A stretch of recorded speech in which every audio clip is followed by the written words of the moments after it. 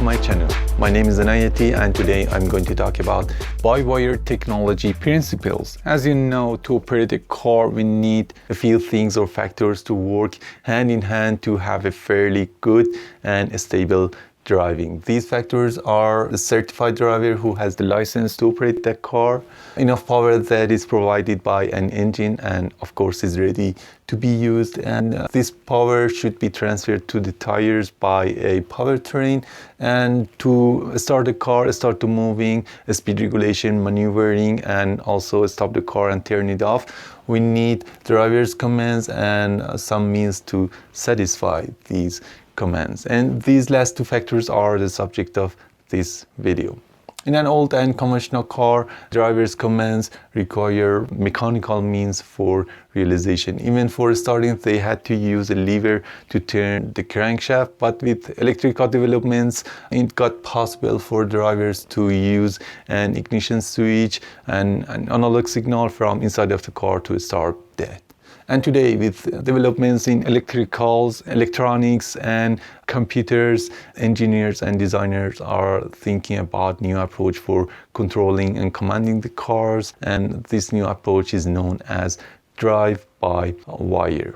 By-wire technology has its root in aircrafts, and in this type of vehicles, it is known as fly-by-wire technology. But development of this design in aircrafts led to autopilot systems that in fairly modern aircrafts, computers control the flight even better than the pilots without exhaustion. And Boeing 777 and A320 Airbus are the first commercial airliners that utilize fully computerized flight control systems.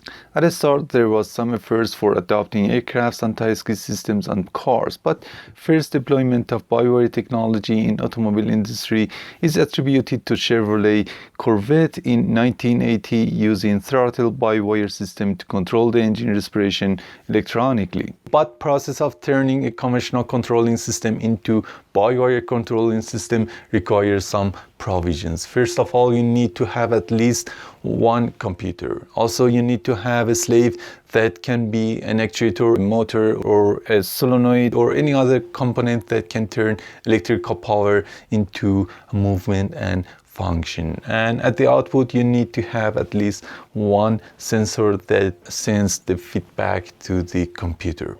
In this diagram, you can see a simple sketch of a by-wire controlling system and its controlling logics. And as you can see, driver decision is delivered to the computer by an analog or digital signal. Anyway, the computer has the provisions to convert the signal into digital type in its receiver. Computer decides an output and sends that to a slave. Function of the slave is sensed by the sensor, and feedback is sent to the computer by an analog or digital signal. In the case of throttle by wire system, driver presses the accelerator pedal. One or two sensors on the pedal sense the change in pedal travel and send it to the computer, and computer, based on last location of throttle, adjusts the throttle, and one or two sensors on the throttle body send the valve position to the computer. In this case, if the adjustment and feedback correspond to each other and engine works fine, the process is complete and driver is satisfied. But in the case that sensors do not confirm the desired slave movement, or engine response that is evaluated by oxygen sensor is not desirable, a trouble code would record in computer memory or check engine light comes on. But using and deployment of these by-wire controlling systems requires taking a few steps. You need to replace mechanical commanding with electrical commanding, and human sensing with electrical sensing, and also mechanical means and linkage with wiring harnesses. And this deployment has a direct effect on price and level of the cars and increases complexity, because engineers should assign function of each system to a module or computer and connect these modules into a network to decrease wiring and increase speed and reliability. So going more toward intelligent controlling and increasing comfort of occupants results in increase of cost of production and of course price of the cars. In this chart, you can see direct effect of level of intelligence and number of modules on car price and level. And as you can see, older and cheap cars have no to low level of intelligence and have 0 to a few number of modules, and normal and medium cars have medium level of intelligence and have around and less than 30 modules, and luxury and expensive cars have high level of intelligence and have more than 30 modules. So owning a car with high level of intelligence and comfort leads to paying more money for initial investment and also repairs, because these by-wire controlling systems require some special diagnostic tools and equipment to communicate with modules, and since the faults are mainly related to solid-state electronics, repairing them requires module replacement, and sometimes buying new sensors or actuators that usually cost of programming them into their job is equal to replacing that equivalent system on an old and conventional car. And other than being very expensive and requiring some special diagnostic tools and equipments, these by-wire controlling systems have some other drawbacks too.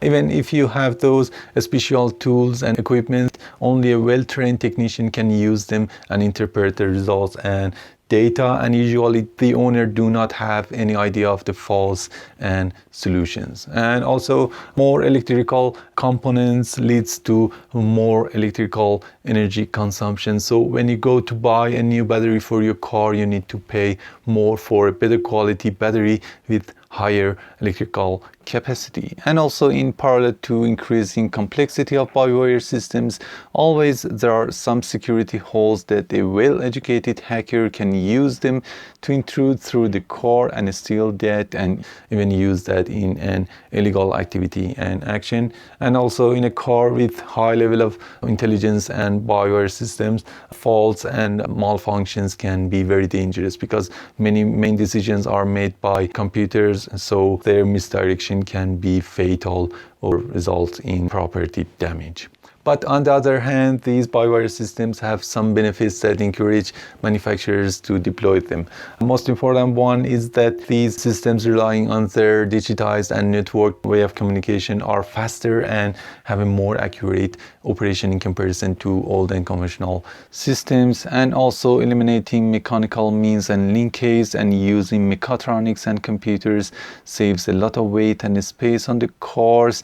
And also, you do not need to do those boring regular inspections and lubrications and replacement of bushings and bearings that are prescribed for those old school type vehicles. And also, it is possible for manufacturers and some aftermarket companies to give out programs to upgrade the computers and maybe resolve the faults and malfunctions.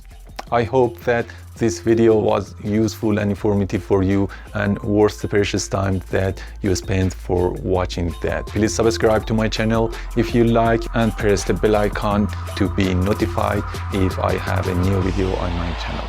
Bye.